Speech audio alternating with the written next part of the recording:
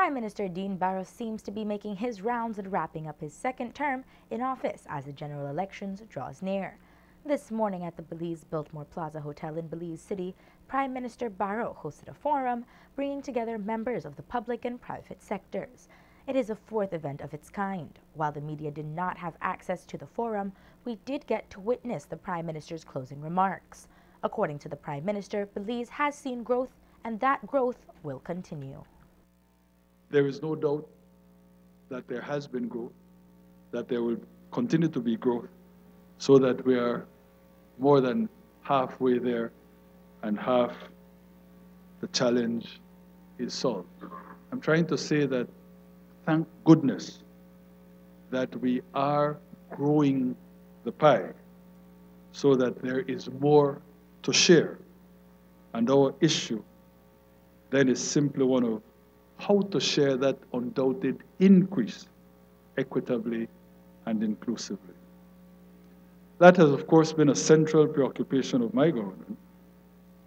It is one that we have attacked by strengthening the safety net, by increasing social protection, by relying on this intensive program of public works to drive employment and create opportunities for the marginalized. Boost the food pantry, infrastructure construction, second chances in training and education, access to credit. All of this is part of the effort at effecting a convergence between economic and social development. It is not that we have made all the progress in the world. It is not even that we have made as much progress as could reasonably be expected with respect to any human endeavor. In fact, I would be the first to concede that with respect to operational advances, there is more that could have been achieved.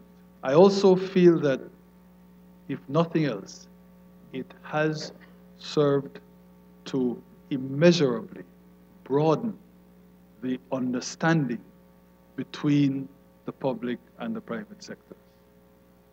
We may not, I repeat, have achieved as much as we would have liked to operationally, but there is no doubt that there is far greater understanding and a level of mutual respect now between the public and the private sector.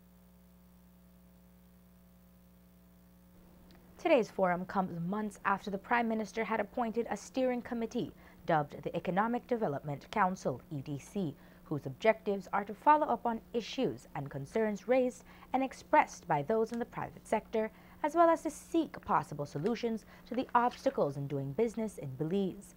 According to Kay Menzies, former president of the Belize Chamber of Commerce and Industry and member of the EDC, the council has made much progress, and just the mere fact that the lines of communications are opened, that is a giant step. The idea behind the Economic Development Council, we never got into this thinking that we were going to be miracle workers. It would have been nice, but thinking that we would be miracle workers and get government moving at the speed we would wish within 3 years would have been a very, very pleasant shock. As it is, I think we have made quite a degree of headway. There are discussions that have begun that would not have begun without the EDC's intervention, particularly tax reform, the transportation master plan, which are critical issues for Belize. Access to finance has become an issue more for the forefront of discussion. Results from them, they're on their way, I want to think, but I think we should be optimistic by the fact that they've simply begun to be discussed. That alone is a giant step. Love News also spoke with businesswoman Dione Chamberlain, who attended today's forum as a representative in the service industry. According to Chamberlain, today's forum was beneficial. I find it very important because the Prime Minister focused heavily on the service sector, and I'm here representing the Belize Coalition of Service Providers, and this is being funded out of the Ministry of Foreign Trade.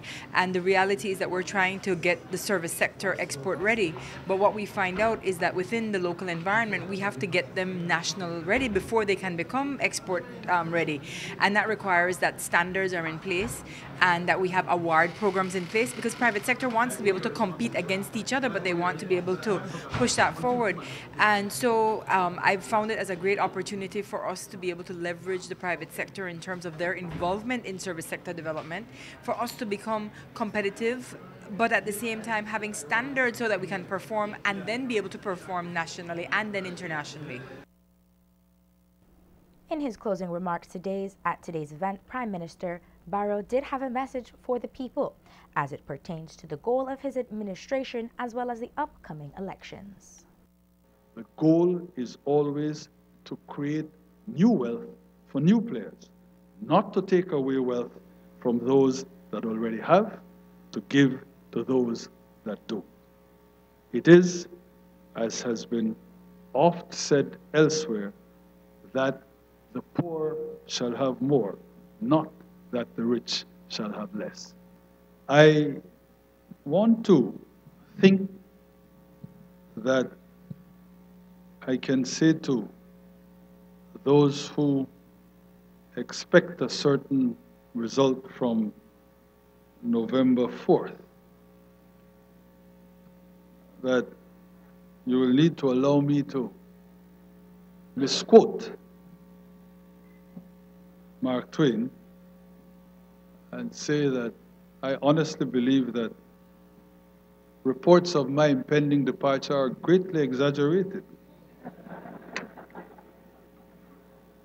But we all know that any number can play.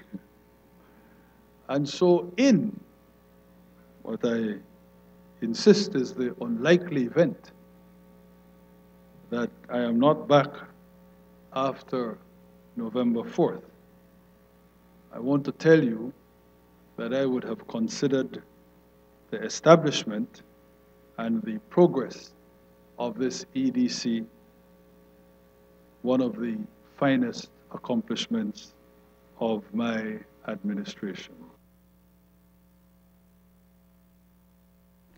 The partners in today's public and private sector business forum were the Government of Belize, Compete Caribbean, and the public-private sector dialogue of the EDC.